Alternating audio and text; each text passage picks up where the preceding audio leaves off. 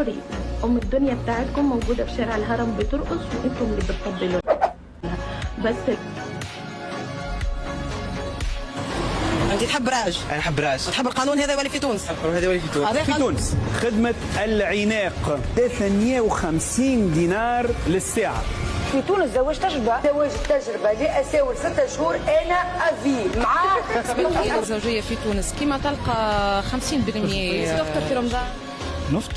شنو عذرك؟ عمري 21. قلقنيش رمضان، نفطر نهار الاول نهار الثاني قلقش نواصل في الفطور عادي، هذا تربينا هكا احنا. انا كده انا مش كده خدنا.